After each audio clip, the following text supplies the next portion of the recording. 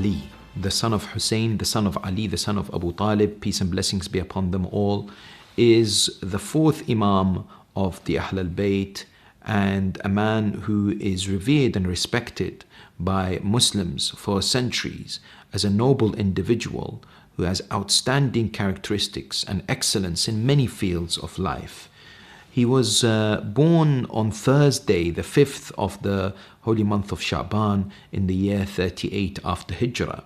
And what is interesting is, of course, despite some historians perhaps mistakenly referring to his birthplace or city to be Medina, it is more likely that he was born in Kufa, because of course his father Imam al-Husayn and his grandfather Imam Ali alayhi salam were both in Kufa from the year 36 after Hijrah towards the year 40 after Hijrah at least, and therefore it is very likely that he was indeed born in Kufa itself. He spent first 2 years of his life in the company of his grandfather Imam Ali alayhi salam.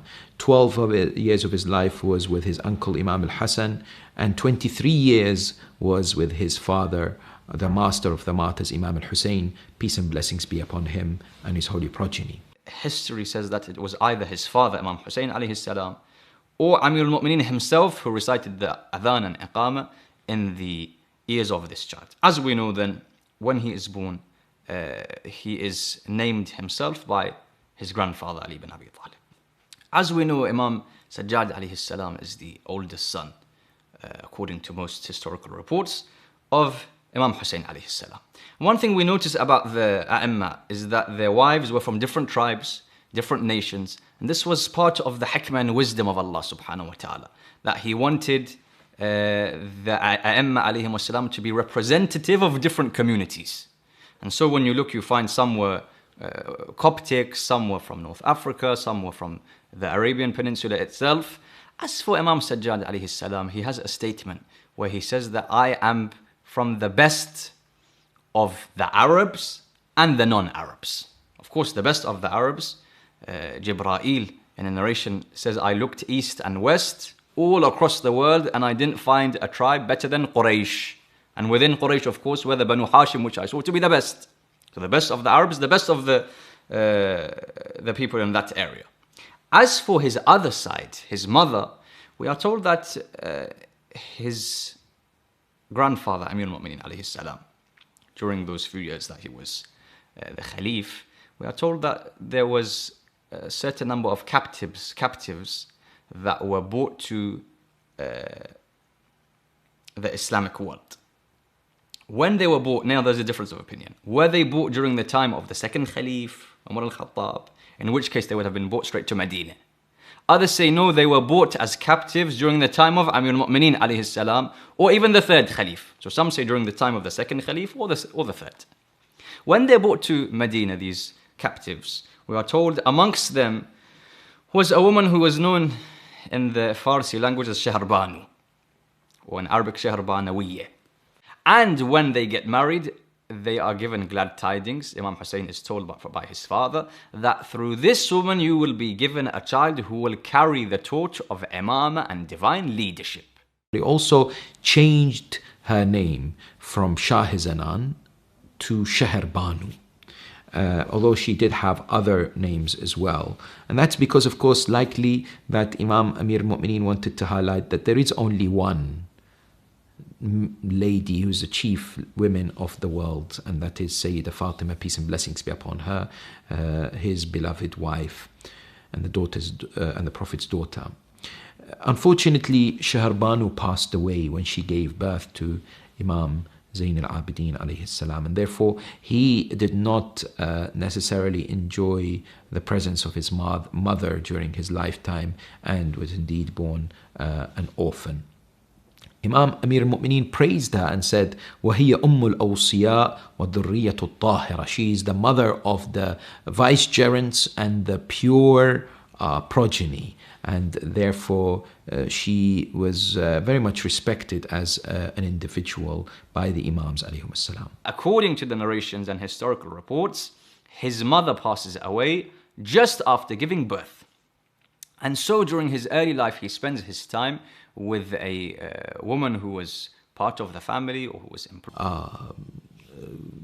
empowered, so to speak, with knowledge. As for the early life and the first few years of the Holy Imam alayhi salam, history tells us very little of his time with his grandfather, because there was only 2 years that took place. However, those 2 years were very difficult for Amir al-Mu'mineen due to the political conflicts and the other things that had taken place in the Ummah. And so we don't know a lot about how he was with his grandfather, other than about his birth. As we are aware, after the death of and martyrdom of Amir al-Mu'mineen alayhi salam, the family of Ahlul-Bayt, they moved back to Medina. And so the first few years of the Holy Imam alayhi salam are spent under his father's guidance in the holy city of Medina. We are told during that time, as all of the Imam alayhi salam would do so, they would follow the Holy Imam, the father, Imam Hussain, or whichever Imam it was. They would take the divine guidance and knowledge. And we have certain anecdotes and incidents that took place. For example, on one occasion, Imam Sajjad alayhi salam is unwell. When he's unwell, his Holy Father comes and says, "What do you desire? What is your complaint? What is your request from Allah subhanahu wa ta'ala?" At this moment in time, you'll notice that the Imam, the Al-Sajjad alayhi salam, says that I do not want to be of those who complains and is always desiring something from Allah subhanahu wa ta'ala. This is one of the qualities of the awliya of God, of the saints of God. Even in trials and tribulations, they never complain. They would say, Inna lillahi wa inna ilayhi raji'un. They would say other things. They would never complain, Ya Allah, why did this happen?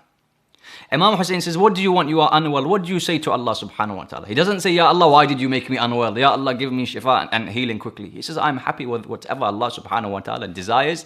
And I don't want to be of those people who is constantly complaining to Allah. In which case, Imam Hussain alayhi salam tells Al-Sajjad, who is of young age, that you are exactly like Ibrahim al-Khalil. Because Ibrahim alayhi salam had this quality of never complaining to Allah subhanahu wa ta'ala. And you have followed in this quality and in the footsteps of Ibrahim alayhi salam. Why did Imam Ali ibn al-Husayn was referred to as Zainul Abidin, as the adornment or the beacon of the worshippers? No one had ever been given that title, and it was kind of exclusive to him. And it was, of course, given to him by the Prophet of Islam, peace and blessings be upon him and his holy progeny, in that tradition. But it actually demonstrated and manifested the deep connection that this blessed individual had with his creator, God, Allah subhanahu wa ta'ala, which was demonstrated through his connection and reverence in prayer, as well as his supplication. The legacy of Imam Zain al-Abidin is demonstrated when it comes to studying his life and how in every opportunity he would remember God, would go down into prostration, hence being known as Sajjad. And worship for him was not something that is done due to necessity. Worship in the eyes of Zain al-Abidin was an act performed due to love of God. It is something he actually enjoyed. It's something that he actually looked forward to, and it would bring happiness in his life. And he would be beaming with this spiritual light and reflecting it upon people around him. The Battle of Karbala, which took place in the year 61 after Hijrah, was a major turning point in the history of Islam. Yazid, the son of Muawiyah, who was illegitimately appointed by his father as the Caliph of the Muslims, launched a brutal war against Hussain, the grandson of the Prophet Muhammad, peace be upon him. Imam Hussain was presented with the ultimatum of submitting to Yazid and endorsing him as the rightful leader and guide for the Muslims, or facing death.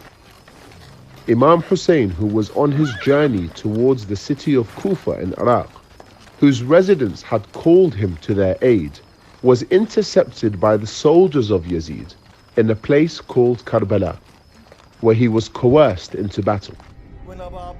Imam Hussain and his 72 companions were martyred by Yazid's army of 30,000, and thereafter Imam Ali Zain al-Abidin carried the torch of divine leadership, succeeding his father, Imam Hussain. واقعة كربلاء في الحقيقة هي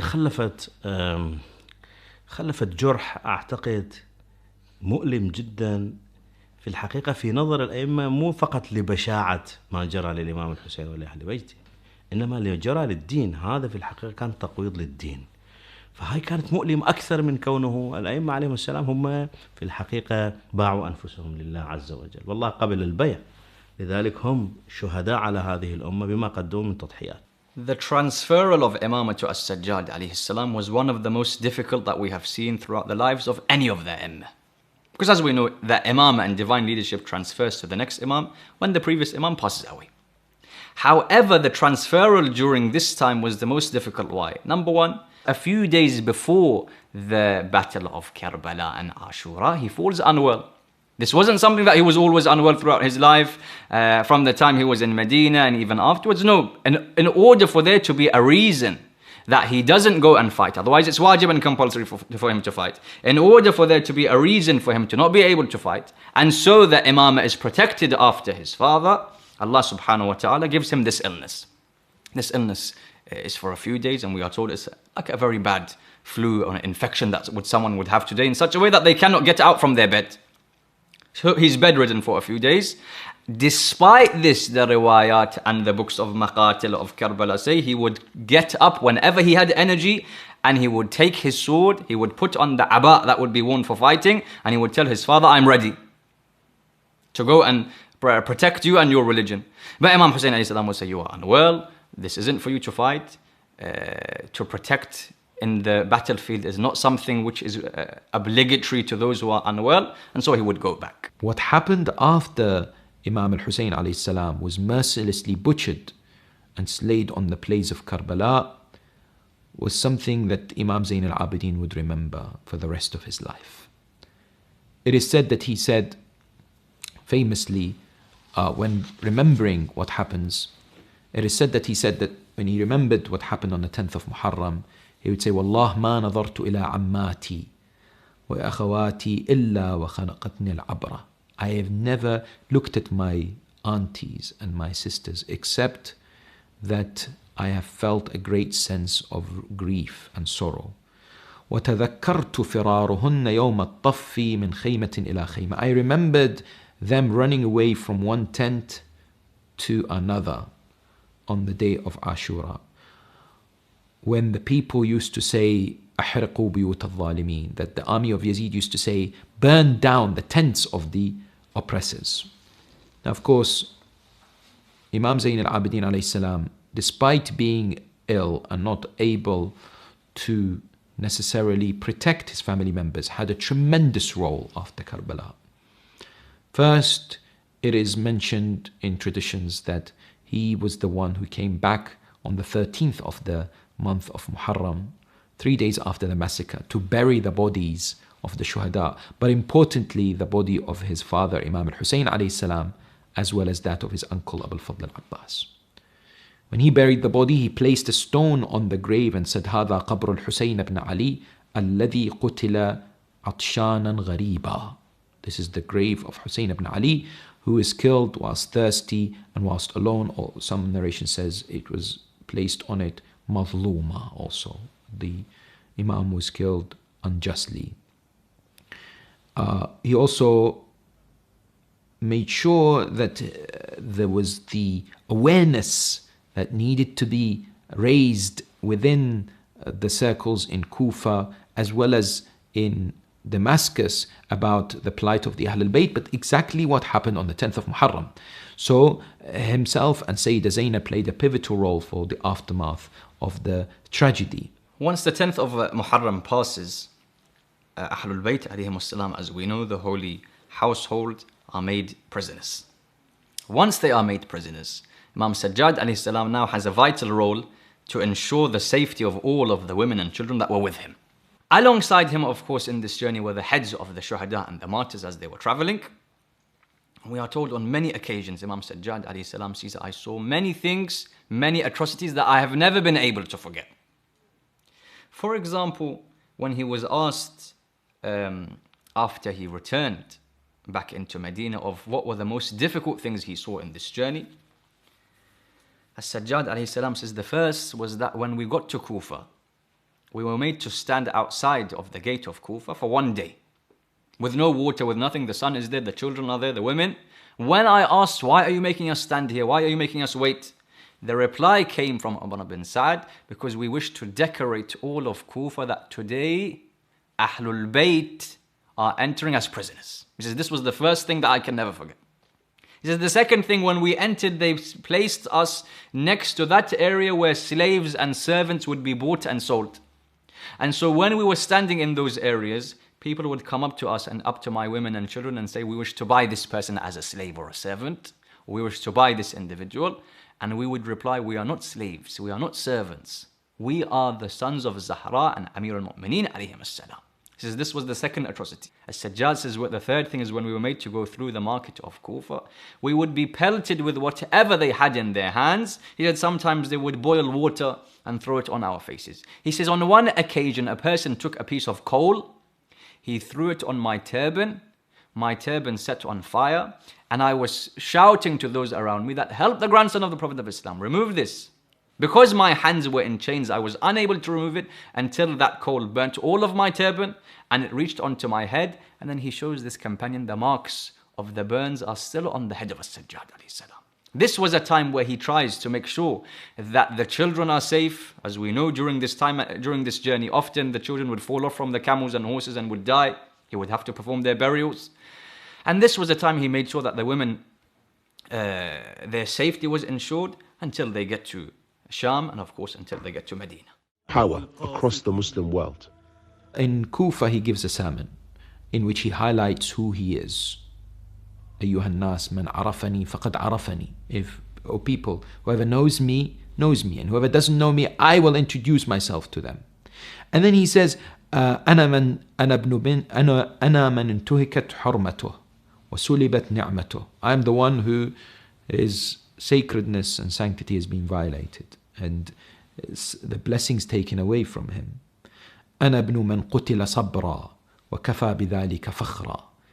I am the son of the one who is slaughtered in cold blood, but it's a matter of pride for me. It's a matter of honor that my father was slaughtered in this particular way.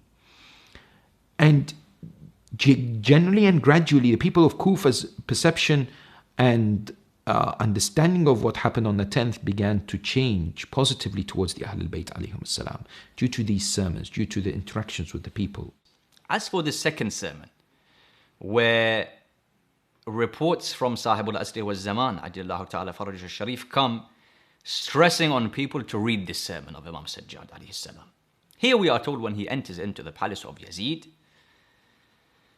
Yazid decides to tell one of the orators, one of the khutaba from his palace, from his government, to go onto the pulpit and the minbar and to speak about the virtues of his father Muawiyah and Yazid and their family. As this person is speaking, the people were gathered because the people were told captives have come. As this person was speaking, the people were gathered. Imam Sajjad alayhi salam suddenly is filled with this might from Allah subhanahu wa ta'ala, this jalal. And he says that, do you give me permission hatta as'ada hadhihi al-a'wad? Do you give me permission so that I can go and stand or sit on these pieces of wood? The language of Al-Sajjad alayhi salam is very important. Why? He didn't say hatta as'ada hadha al-minbar, so that I can go onto this minbar and pulpit. He says so that I can go onto these pieces of wood. Why?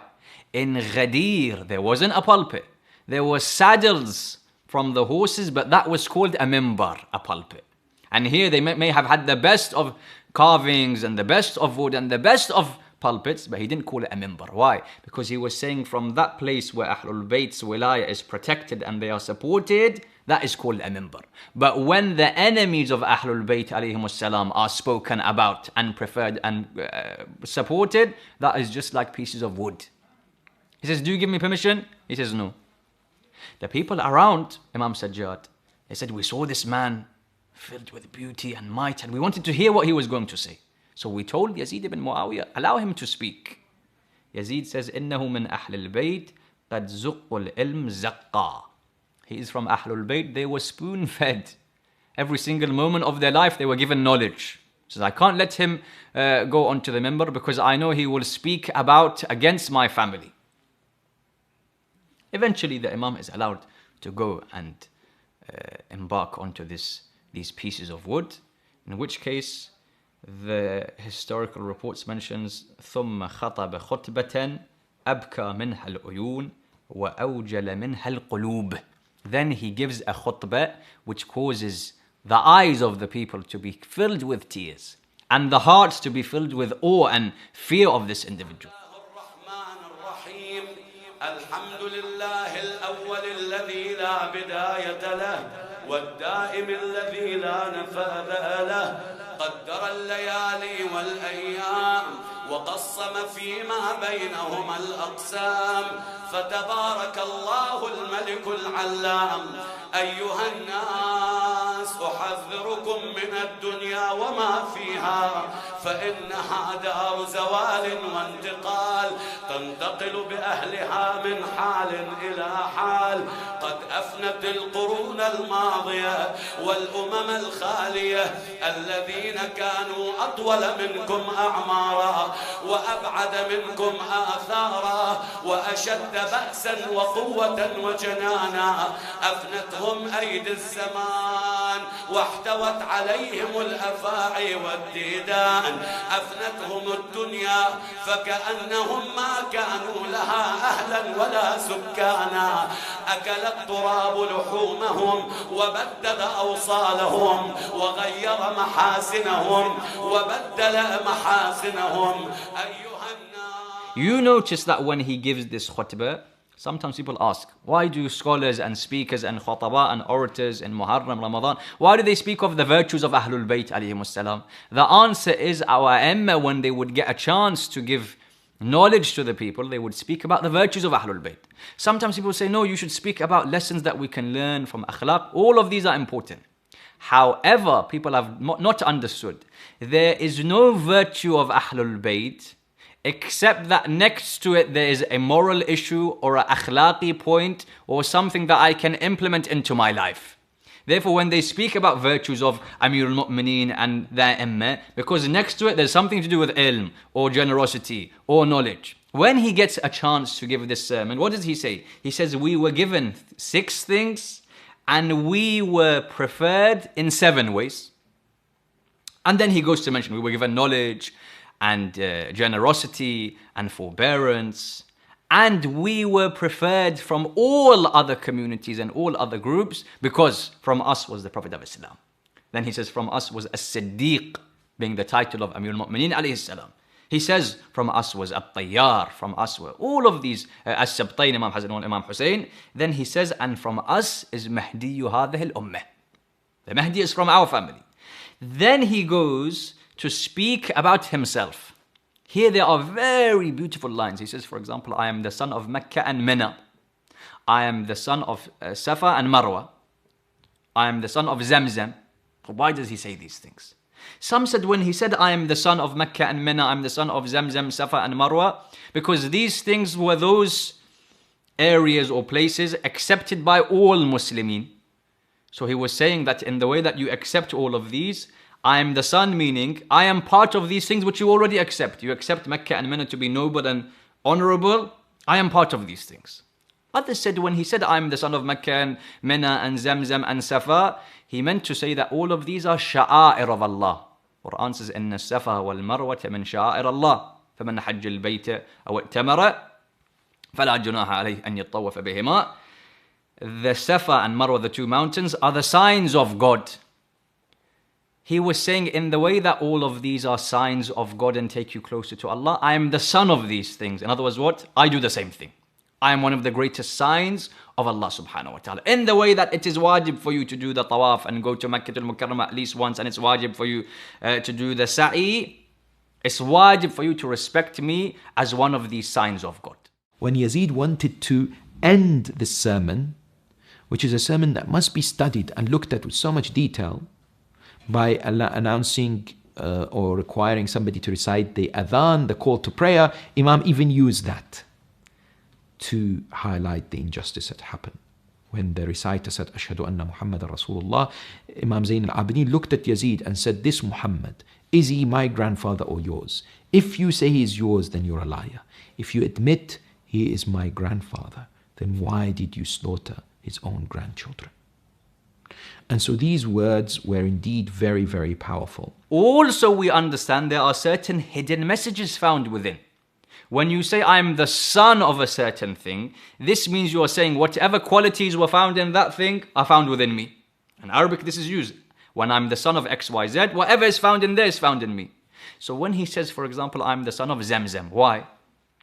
Because you'll notice that Zamzam as a stream or as a well, this water source, was something that saved the life of a prophet of God. Ismail is about to die of thirst. Zamzam is that which quenches the thirst of Ismail and saves the life of the prophet of God, allowing the religion of that prophet of God to be saved. Al-Sajjad says, I'm the son of Zamzam. Zamzam saves the life of a religion of the prophet of God. I, with my existence, saved the life of Islam and the deen of my grandfather Rasulullah. It is the opinion of the historians that Yazid would not allow them to stay for long in this particular city due to the positive influence that they were having upon the people. And it is unlikely that they remained there for a year. When he moved back to Medina, he continued sermon after sermon, telling people about what happened, informing them about the tragedy itself. He was one of those who remained in the state of grief. And it must be understood that this grief was not only emotional, but these tears were tears of rejection of falsehood.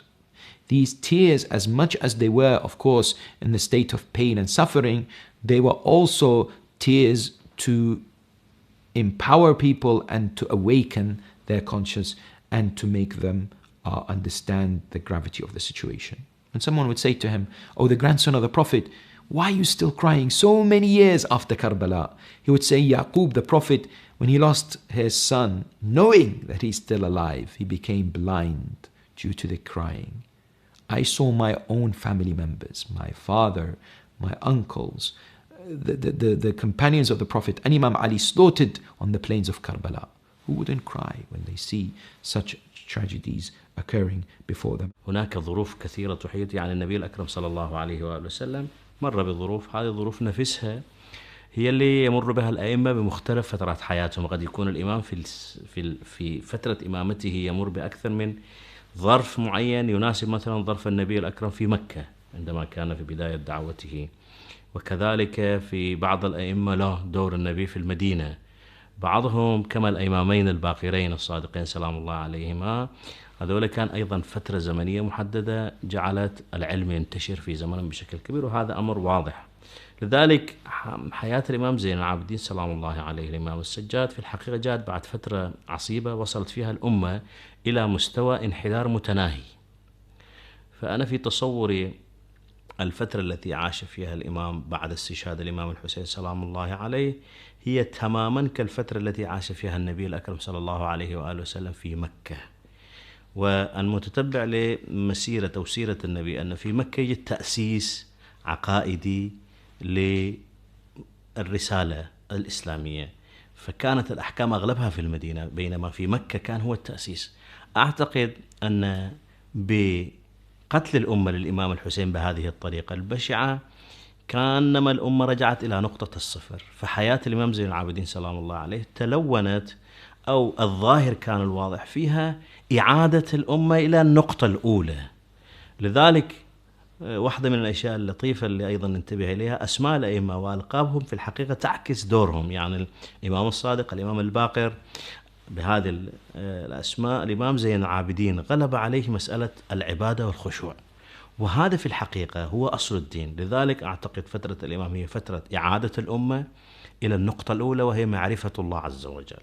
فكانت صبغته العبادة، كان أبرز ما وصلنا من آثار أدعيته والصحيفة السجادية ورسالة الحقوق، هذه أبرز ما كان في فترة الإمام سلام الله عليه، وكلها في الحقيقة تؤسس لمفهوم الدين من جديد في ضمير الأمة، لأن ما وصلت إليه الأمة في الحقيقة ما يحتاج، يعني مسألة ترقيعية ما تنفع، مسألة ثورات سياسية أو تغيير سياسي سطحي ما كان يفيد.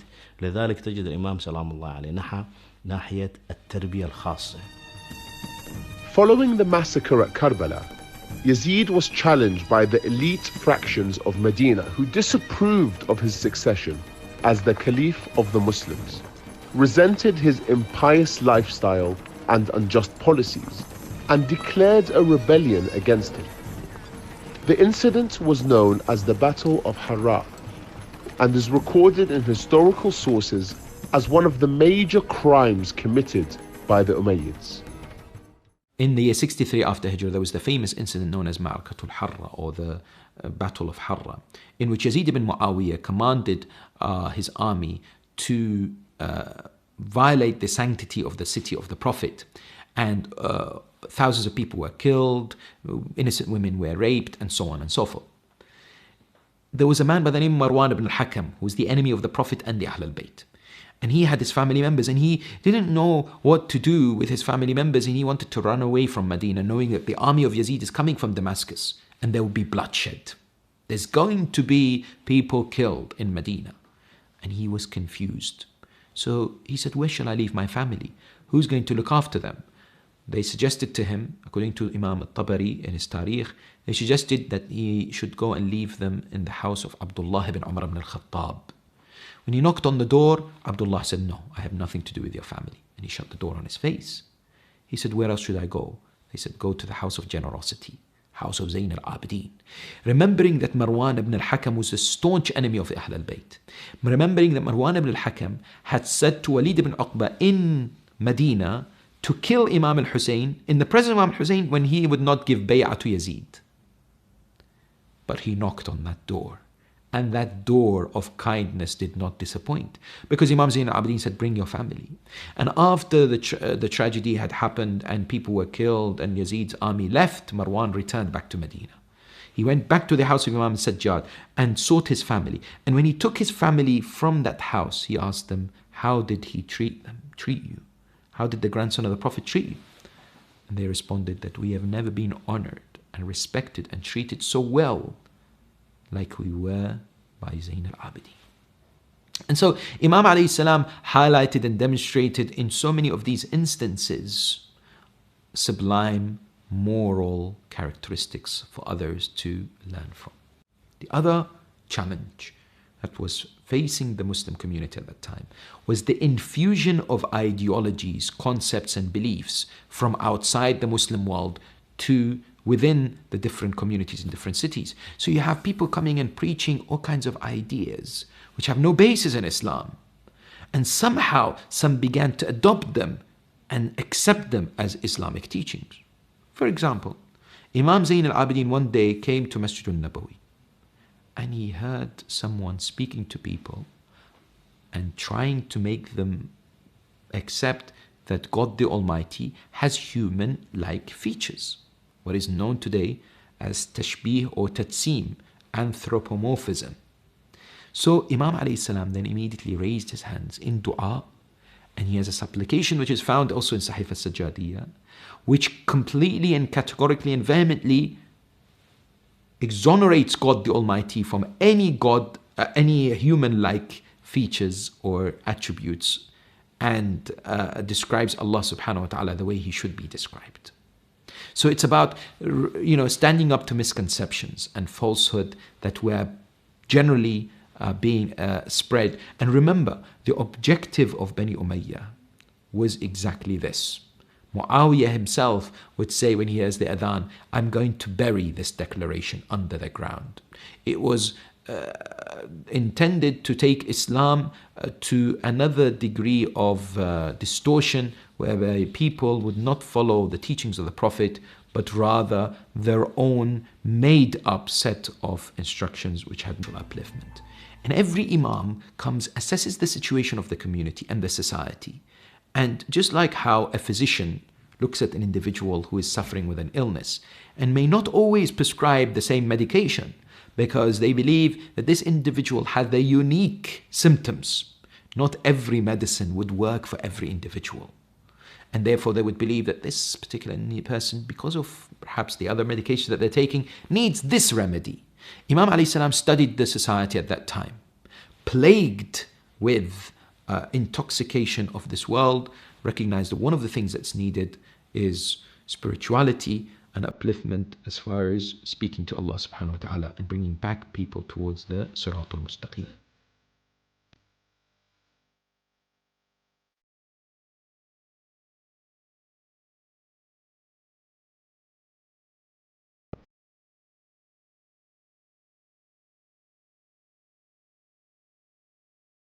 Imam Zayn al-Abidin alayhi salam mastered the art of communication with God, and that's why, for example, we have this wonderful supplication known as Dua Abu Hamza al-Thamali, which is often only recited in the month of Ramadan, but it is so valuable, such rich, deep, profound words of inspiration. Anybody who recites Dua Abu Hamza and actually reflects on the words of Dua Abu Hamza realizes how Imam Zayn al-Abidin takes the individual on a journey of discovery, on a journey of enlightenment, on a journey of finding our purpose in life, on a journey of positivity, but also on awareness of the reality of death, and to reflect upon how we are going to spend our time in this world. What is our position when it comes to our connection and relationship with Abu Hamza al-Thamali.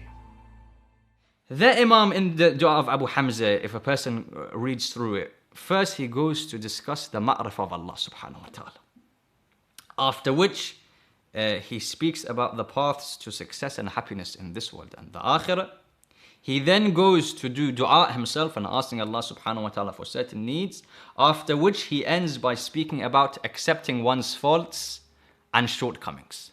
In this dua, if a person, the dua is very extensive, but every single section of this dua has keys of ma'arif and keys of ma'rifah and cognizance. For example, he mentions in one part of the dua that whenever I stand up to pray towards you, I become tired. Nu'as, he says, comes onto me whenever I try to stand and pray to you, Ya Allah. Of course, he's not talking about himself, he's talking about us. He says some people, as soon as they do Allahu Akbar, as soon as it comes to open the Quran, they begin to yawn. Why? He mentions there 5 or 6 or maybe more reasons as to why a person, when he wishes to do ibadah, is unable to do ibadah and worship. He says, for example, because I am mustakhifan bihaqqik, I don't adhere to your right, Ya Allah. Number 2, I am in majalis al-battaleen, majalis of people that are doers of wrong, the majalis where gatherings which have no benefit of ghiba and gossip and these issues. He says, and ba'adtani, and I was away from the majalis and the gatherings of ulama and scholars. He goes and highlights all of these reasons. In other words, making this a lesson for me and you as to how I can improve my ibadat and worship. That these are the things that I've done in my life which made me not have a connection with my Lord. In each section, he, for example, speaks about how low of a servant he is in the eyes of Allah subhanahu wa ta'ala. Each section has some sort of ma'rifah or some sort of way in which a person can improve their relationship with Allah subhanahu wa ta'ala. When we see his devotion to God, we recognize that it was not necessarily only reflected in his words and his supplications. Of course, in the world of du'as now, such as the important collection of Sahih al-Sajjadiyya, as well as other supplications, you find that the Imam did not focus only on one thing. Yes, there are supplications on repentance, there are supplications on being thankful, on being humble to gain strength. There are invocations and du'as when it comes to parents. There are du'as when it comes to one's own children or difficulty or calamities and so on and so forth. But they were also very much part and parcel of his life when he interacted with people. So unfortunately, what exists today is this misconception that enemies of the Imam have placed with regards to his personality and his life. They depict him as somebody who is a recluse, so to speak, who somehow barricaded himself to the mosque or to his house, crying only, worshipping a God only, not being part of society, not engaging, not being active out there. Whereas this is far from the truth. Imam alayhi salam had a reform program for society. He had specific instructions and clear agenda and a plan to awaken the conscience of the people. As we know, the Imam during the early hours of the morning would read, for example, 1,000 units of prayer, would read these supplications to such an extent that he was known as Dhu Thafanat. And thafana in Arabic refers to those extra pieces of skin. You know, the example that the Rawayat mentioned and history mentioned is when a camel sits on the ground for too long, its knees and the places that touch the ground have an excess of skin. Thafana, why was he called Dhu Thafanat? Because of his sujood and prostration was so extensive that he had these excess pieces of skin that would grow on his forehead every few months. He would remove them, naturally, because of course they are a hindrance. He would remove them and he would tell his son, Imam al-Baqir alayhi salam, that when I pass away, bury these pieces of my skin with me so that I can show Allah subhanahu wa ta'ala what ibadah and worship I've done. Historians and scholars, those who have analyzed history, have said, well, there were two major problems. The first was the increase in the love of materialism and the distancing away from God, from Islamic values, from commitment to instigate change and positive transformation. So people were very much drawn towards wealth and the pleasures of this world and became less and less devoted to God as time went on, which was a program or a agenda very much orchestrated by the Umayyads. And that's why they were able to influence tribes and leaders and others. There was a slow, gradual inclination towards falsehood. There was a decline of morality and adherence to values that were taught by the Prophet of Islam and his holy family and the righteous of his companions. And that is where, for example, you find Imam alayhi salam really